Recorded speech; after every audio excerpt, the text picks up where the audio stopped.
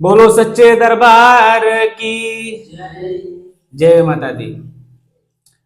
आइए देखिए एक छोटा सा प्रयास में कैसे।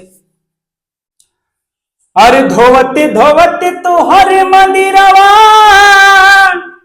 कि धोवते धोवते तो हरे मंदिरवा अरे हथवा पीरैले हो आहे तब नहीं काहे मैया दया तो हरियले हो आहे तब नहीं काहे मैया।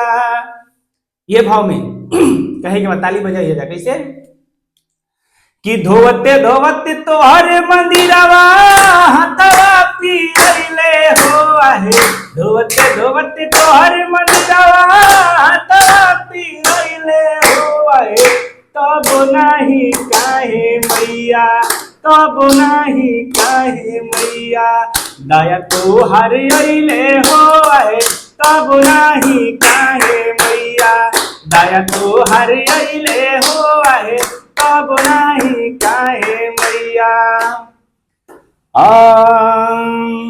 और कौआ बोले से पहले आइला मंदिरावा कौआ बोले से पहले आइला मंदिरावा और सेवा में हाजिर बाटे हमारो शरीरावा सेवा में हाजिर बाटे हमारो शरीरावा कि गावते गावती तोहरे भजनिया गलवा झुरैले हो आहे तब नहीं काहे मैया दया तो हरियले हो आहे तब नहीं काहे मैया दया तो हरियले हो आहे तब नहीं काहे मैया।